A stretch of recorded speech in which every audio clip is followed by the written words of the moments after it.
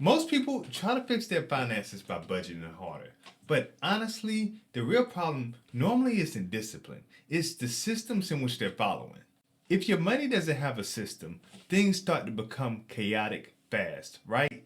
Bills mix with savings, your investments get delayed, and honestly, your money starts to just run right out of your bank account. One of the easiest ways to take control of your money is organizing all of your money into the correct types of accounts. Today, I'm going to walk you through 5 accounts that everybody should have if they want to become financially savvy and they want to keep their finances organized. Let's get into it. Account number one, emergency fund. One thing is for certain, everybody's going to always run into unexpected problems, right? Whether that's your car breaking down, your wash machine breaking, just random things you have to fix around the house. And your emergency fund is going to be a safety net. Your emergency fund is going to help you find mental peace in life, right? Because you know when those random problems come about, you have enough money to fund it without it having such a negative impact in your life. And we all know those people when they see that engine light come on, they get stressed out, right? Because they understand that they barely have enough money to pay for their next bill. And they for sure can't cover any random engine that they have to fix, or they can't cover that starter when it breaks. Your emergency fund is just what's going to help you keep a peace of mind. This is the number one account you have to have because it's going to help you stay out of debt when life happens. And a simple rule of thumb is to keep 3 to 6 months of savings in your emergency fund. And I personally keep more towards a year because you never know what can happen. You can wake up tomorrow and have a major health issue and you can't work for a significant amount of time. I like to make sure that for that year, I would easily be able to take care of myself and my family no matter what we need. Account number two, a high yield saving account. A high yield saving account is where your short term savings should live. Normally, savings account don't yield you a lot of money, right? But if you do a little research, you can find some accounts that gives you a decent return. Me personally, I have my savings account with SoFi, right? And I get 4% of returns on my money every single year. Now, that's not a significant amount, and yes, I get more returns in the stock market, but here I know my money is safe, it's secure, and I can get to it extremely quickly if I happen to need it. I keep this account for future purchases, right? Or whenever I want to travel, or if I need a down payment for something that I want to buy and I need to get to that money extremely quickly.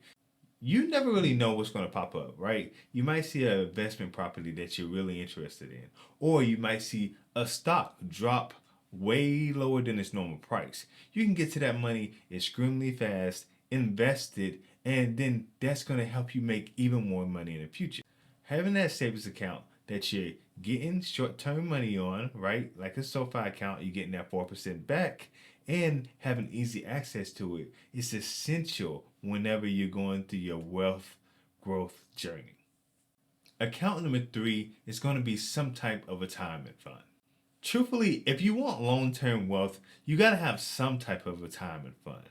Me personally, I have a 401k fund because my company matches up to 12%. And I would be basically giving away money if I didn't at least put 12% of my income into that account. Having some type of investment account is going to help you secure your long term future, right? Because you don't want to get to the back end of your life when you're 60 or 65 and you're ready to retire and you don't have enough money to take care of yourself.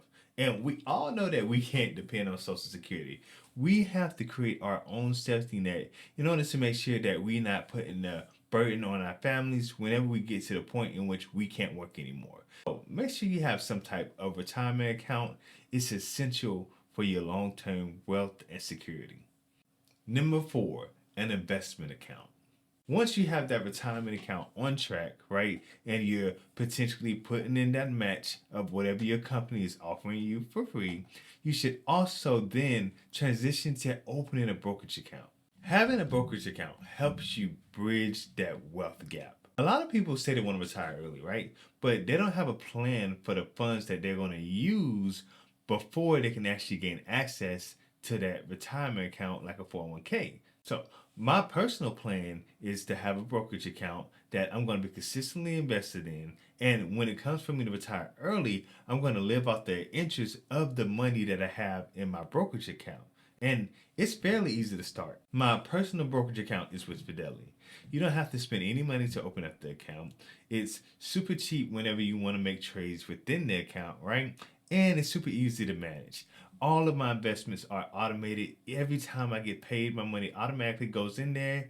It's super easy to go in there and track. And I know exactly how much money I have, how much I invested, and how much returns I'm getting back on my money. Having a brokerage account is essential to being able to invest regularly and consistently and build wealth outside of your retirement accounts. The fifth account is going to be an opportunity fund. Having an opportunity fund is an underrated but yet a super powerful account. An opportunity fund is kind of exactly what it sounds like, right? It's when you set money aside for whenever some unexpected opportunity comes up, you have money to invest in it. You can use this opportunity fund in a variety of different ways, right? Maybe you decide that you want to start a small business, right? Or maybe you decide that you want to go back to school, you're in the professional world, and you want to further develop and invest in yourself.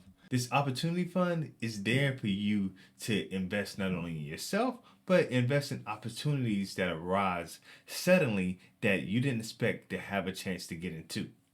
A perfect example of how my opportunity fund helped me is back when COVID started, right? Cruises were at an all time low when it comes to the stock market. And I knew that there was no way the government was going to let all those cruise companies completely fell out, right? So when those prices were at an all time low, I used almost all of my opportunity fund to invest in Royal cruise ships, right? And that yielded huge results for me.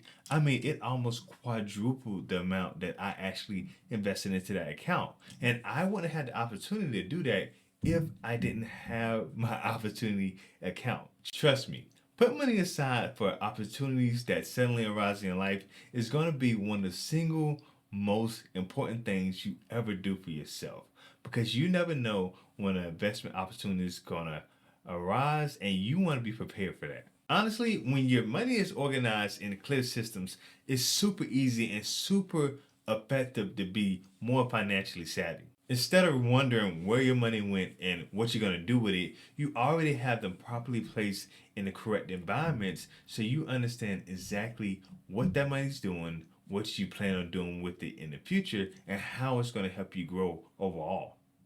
So remember, structure creates clarity. Clarity creates discipline, and discipline creates wealth, right? And the first thing you have to do in order to make all those steps happen is properly structure your money. And if you have different ways in which you structure your money now, tell me how you do that in the comments. And if you like videos like this, watch this one as well.